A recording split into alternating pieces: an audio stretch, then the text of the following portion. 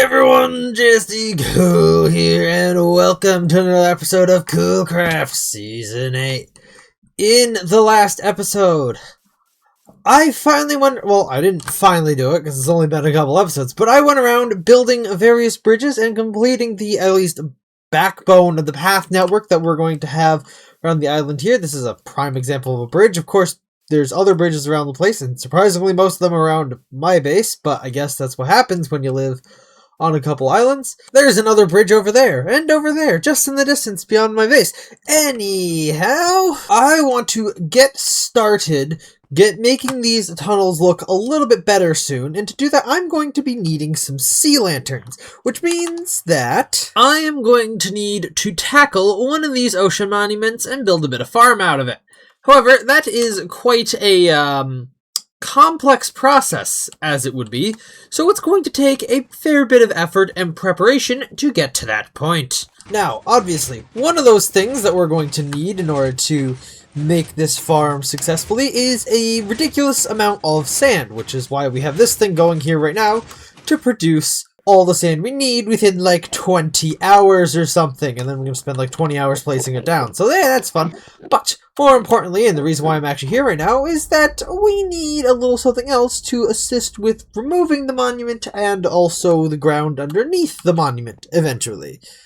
Yes, of course, I'm talking about a wither, which is of course why I've come to the end to fight the wither. You know, that standard things. Alright then, I've dug out the room, got everything set up. If you didn't know, you can trap the wither in the end portal, or the end exit portal like this. Make sure that the, I guess, like, single block of soul sand is directly underneath the actual, like, vertical center of it. There also needs to be a 1 block gap between the portal and the wither, otherwise bad things will happen. So, hopefully I did actually assemble this correctly. And here goes. And then sound gets turned down in post, and then we just slash. Hopefully there are no skulls being launched at spawn, so we'll have to clean that up later. But it shouldn't be because of how I've set this thing up. I did have issues with spawn, or skulls being launched and created at world spawn in the past. That was a bit of a problem. It could also affect my base, and there we go. There is the Nether Star for the beacon that we're going to be using maybe later in this episode. Okay, so in addition to the beacon in the end here, I have, well, a lot of sand that I need to move over to the ocean monument, and that's kind of hard considering I don't have any shulker boxes right now. And I can't be bothered to go and get any. So instead, we're going to be using minecarts to move the sand from here into the overworld. So I'm going to create a mechanism to make me some chest minecarts, and then we'll be able to send those off into the end portal, pick them up at world spawn, and then send those all the way over to the ocean monument. So I guess we start like here-ish, I guess. So obviously we have the sand here. We'll offload it into a minecart that will be waiting here.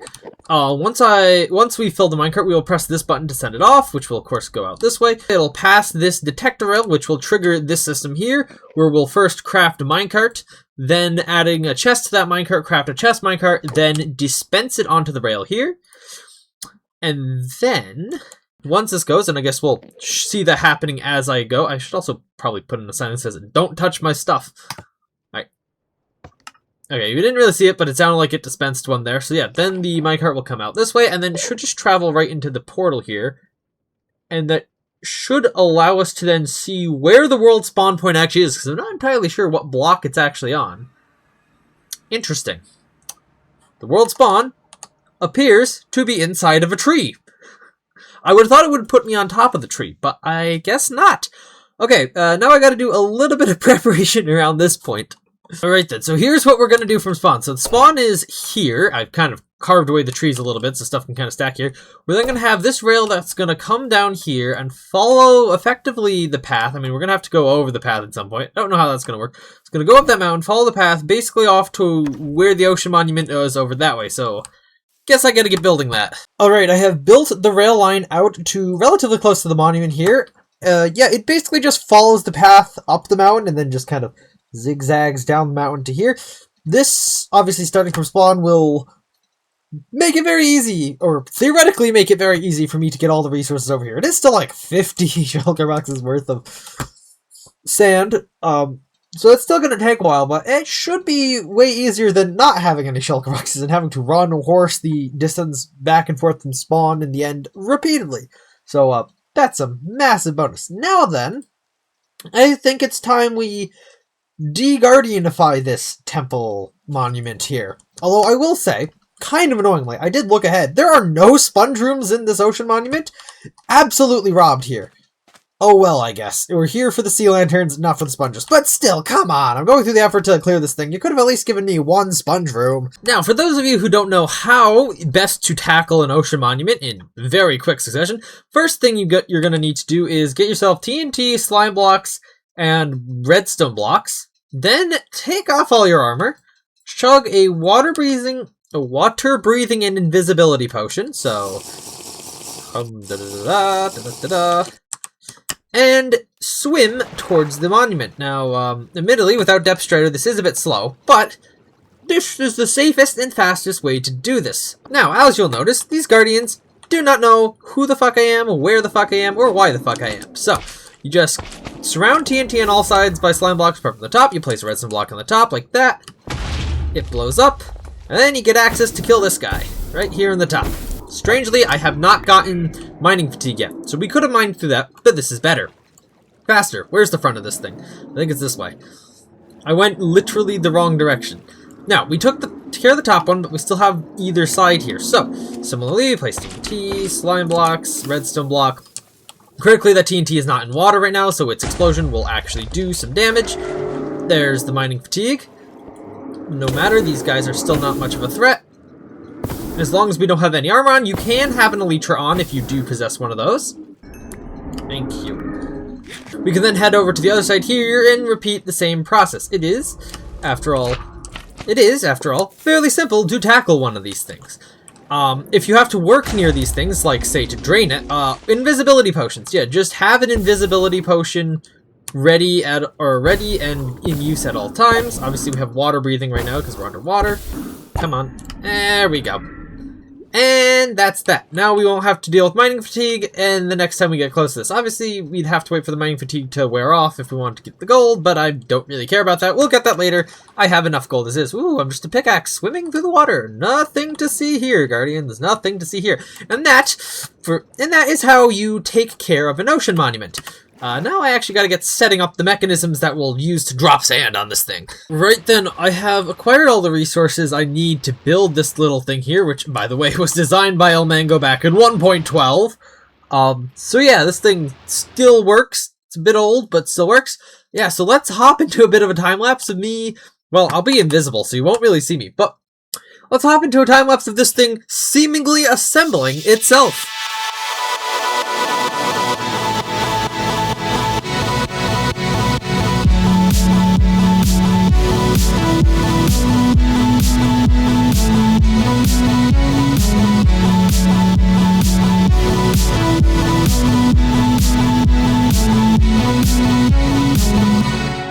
The contraption has been constructed, as well as all the grass and kelp removed from the monument, as that is, these days at least, a very important step within this process is to make sure there is nothing on top of the monument that could pop the sand, because I have had, experiences with that before. But now I got the kind of tricky job that I have to do. Oh god, these guys are still going to see me right now because I'm not going to do invisibility. I got to actually put in all the chests, because this design does not include the chests to actually store the sand. The chest stack has been installed here. Now, this is quite possibly more chests, and in fact, I'm pretty sure I know it's more chests than what is actually necessary. I would just kind of put a whole stack of chests into it, because why not?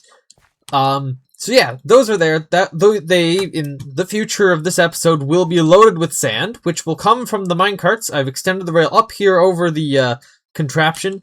The minecarts will come up here and then drop down right here, stacking up right there. Hopefully this is high enough to where all the minecarts will be able to stack up there without me having to start unloading them. I've got no idea. Anyhow, this is now all set and ready for sand to be loaded into it, which I'm pretty sure we haven't gotten all the sand. I'll check that in a moment. But while I go do that, enjoy this episode's wheat field expanding time-lapse.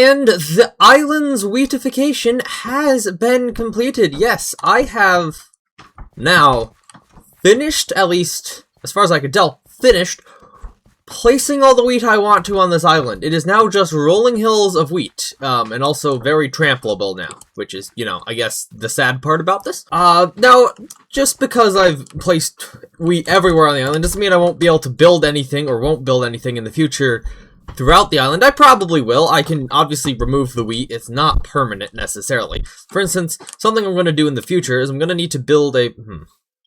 I'm gonna need to make that a wheat block, but I'm gonna need to make a path to get to the nether portal that doesn't involve me trampling crops or having to go all the way down here first and then go over. Same with that, but for now, enough time has passed, and by that I mean I accidentally let it run overnight, for us to have built up enough sand for the ocean monument. So let's get moving it from the end portal to the ocean monument.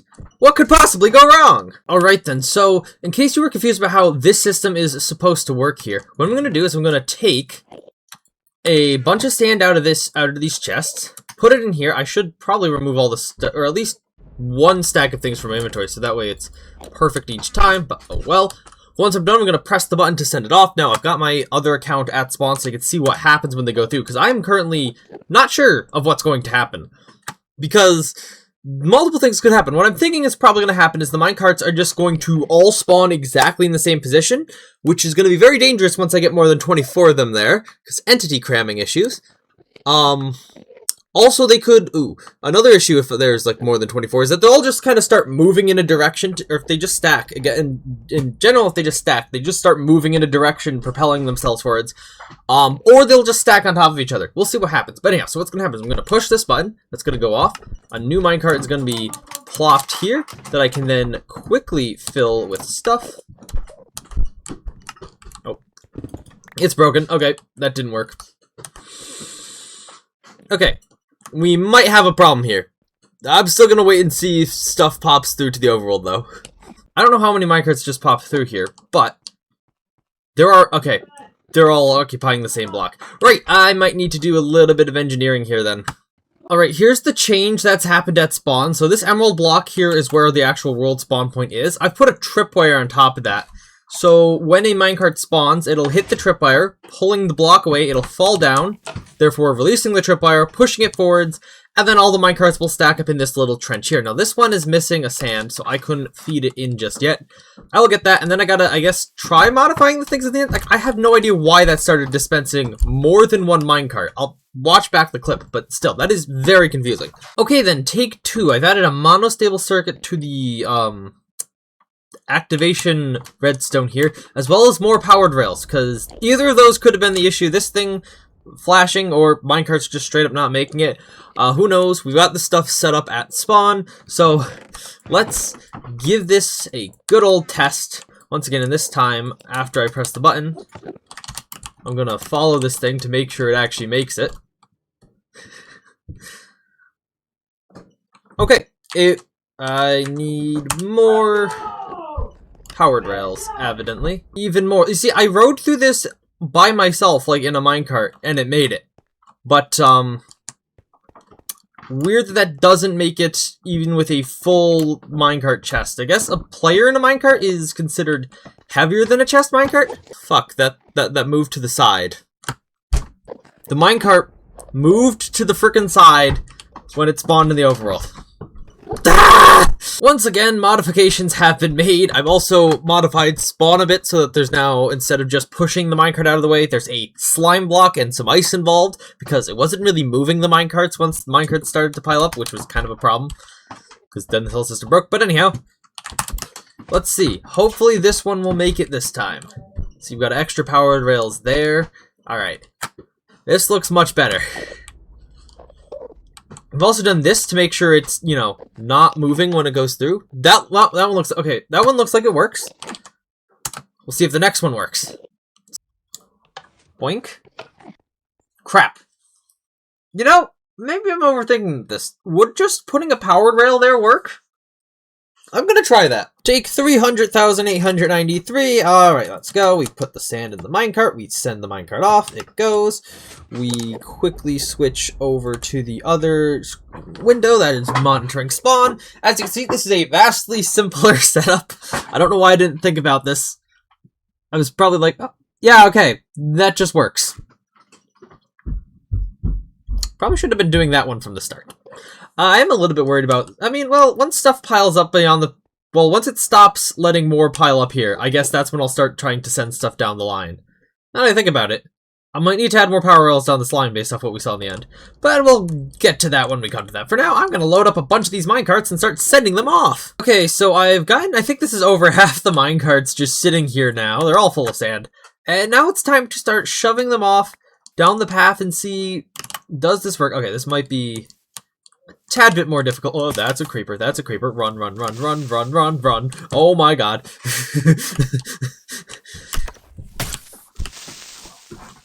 God, that guy sizzled for too long. He was way well and truly far away from me. Okay. Okay, I did not expect that. And also the minecart doesn't make it up here. Okay, good to know. Let's let's actually get this thing on its way this time. Obviously this is going to be a bit difficult because the entire path isn't like loaded right now. It's just like around here that's loaded, and this is well more than like 2 render distances wide. Yeah, see, that doesn't even make it in there. Alright, time to grab a bunch of rails, and also maybe I'm going to have to like follow along with my spectator account here to keep them loaded. We'll see how this goes. I've transported the first haul of minecarts over to the ocean monument here, and it is almost basically full of this whole stacking area, and my inventory is also full of crap, so yeah, I think before I continue bringing minecarts to the overworld, I will unload these things into the contraption here, and chests do not count for blocks to block their line of sight, interestingly. Okay, so yeah, I will unload these, and then we'll move the next set. Dang, that is a lot of chest minecarts that have now been packaged into this giant stack of chests. Now, mind you, it hasn't settled out yet, so the hoppers haven't fully grabbed their share of the sand. But we have filled up the chests that are up to here. Up to this chest here, we have filled up with sand. Now, I don't think we're going to be ending up using all of this on top of the monument here, but we'll end up using most of it. By far, a lot. By far, like, most of it. So, now that we've gotten this all set up, there's no real reason to further delay this. Let's hop into the third time-lapse of this episode. The sand covering the monument. Let's go!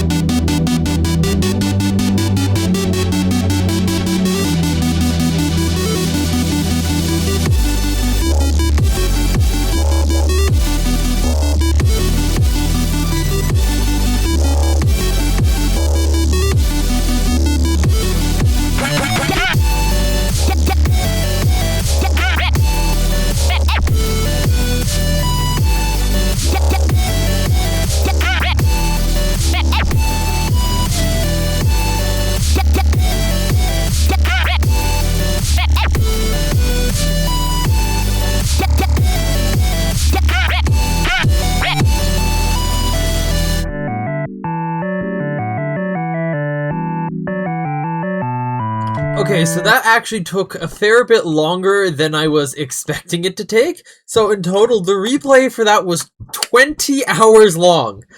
Yeah, that's, kind of ridiculous. So I started this at some point in the afternoon, and been like, oh, you know, we'll get most of it done, it won't be that bad. And then by the time I went to bed, it was like half done. I was like, okay, this is gonna be a while, but, you know, I'll let it run overnight. I'll wake up in the morning, it'll be finished. It wasn't finished!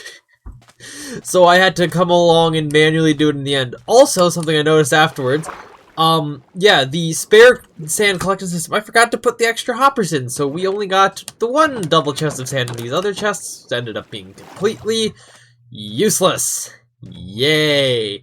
But in terms of the actual sand supply, we still have sand in up to here, so that's like a bit over 3 double chests of sand that remains. That is pretty good, and actually that means I guessed pretty accurately, even the amount of sand that got wasted just slowly filling up those bits at the end. Anyhow, now that this has all been used, we can get rid of all the redstone contraption that it's now completely useless. Most of the contraption has now been removed, leaving us with this block of sand in the middle of the ocean. So, while I was busy placing a lot of sand for 20 hours, and by the way, I realized, at the beginning of the episode, I jokingly said, like 20 hours. It was almost exactly 20 hours!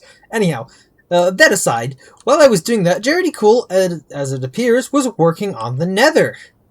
And, yeah, this is certainly very different than the last time I saw it. There's ice boat tunnels, there's not a Nether fortress that I'm walking over right now, ice spikes? Now I gotta check that out. Okay, there's just a chest here. I guess Jaredy Cool's portal's over this way. Ah, that's kind of awkward. It's probably powdered stone down there, but I'm not gonna test it. So that's a way down. This is Tyler's base. Ice spikes and mesa. Ice spike. Wait, is this an actual ice spikes, or is this just like the glacier that I picked from in the last episode? Oh, it's nice that I can sprint jump through this tunnel, though. Getting a nice, like... it's slightly faster than my horse, actually. Oh, this portal goes downwards. Also, there's no buttons there. This is not an ice spikes! You liar! I have started the process of removing all the sand away from the monument here, and I realized something as I was doing this. Obviously, we didn't get any sponge from this monument because I guess it just didn't have a sponge room, but we need to clear the inside of this eventually. That's going to require sponges, which means I'm going to have to go to a different monument to get the sponges to finish clearing this one. I guess we'll look forward to that later. Most of the sand has been removed from the top of the monument now. This, of course, is... without having removed the sand from from this area here in the front and in the back, because these areas are waterlogged and I can't be, or there's bits of water underneath these prismarine here, which I really don't feel like, well, I didn't feel like removing with the whole thing, but now I can go through each one individually, just kind of hack and slash, removing a bunch of water, and then we'll be done with the sand and we'll get to the actions of draining the interior, or at least start with that. Okay, so I'm now going to raid this new ocean monument here, which is basically the other side of the island here from mine, and this one has 2 sponge rooms I've scouted ahead, which will make up for the one that I raided not having any. So, you know, step 1, we drink the potions, and I showed this earlier in the episode. I'm just going to skip to the part when we have sponges. Alright then, I've cleared out the Elder Guardians and made it to the first sponge room. Now, I do still have mining fatigue, so I'll need to drink this milk bucket and then reapply. Actually, here, let's give myself an air bubble first, so that I don't have to use, there we go. So now I don't actually have to do the invisibility water breathing just yet. Alright, so, I've got air, which means that I can actually stick the helmet on. That'll make mining this stuff underwater way easier. Also, that gives me more breath. I must have accidentally broken those. Alright. Then it's easy as sponge, sponge, sponge. Now, yeah, it's right there. Alright. So, because I don't have mining fatigue, I can just mine stuff freely. And yeah.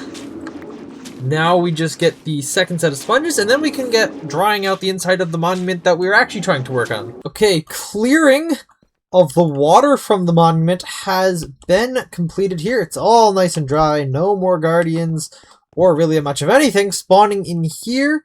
I set up a bit of a smelter situation to get my sponges dry and also get some fuel for the drying of the sponges. And also, I guess this should go without saying, but yeah, it also did remove those extra bits of sand from around the monument. So yeah, now this whole thing is ready for the next step of the process. Unfortunately, though, that step will not be happening in this episode. But while I was collecting the kelp for the little smelter down there, I found these 4 minecarts full of sand that somehow got down here when I was transporting them over, and I'm very confused as to how they got down there because, well, this here would drop them down right here. Now, I understand that initially these walls weren't here, but still, I don't think I would have nudged the minecarts at all to let them just kind of fly off in this direction, nor did I know that I had like 4 minecarts stacked up like that. So this is extremely confusing while they're down there, but I don't need the sand anymore, so I'm just gonna leave them there. And yeah, so then that's where we're gonna end this episode. So I'm gonna say thank you all for watching. Hope you've enjoyed. Please make sure to like and subscribe. Make sure to check out my game, which is linked in the description, and I will see you all in the next episode of Coolcraft Season 8. Bye!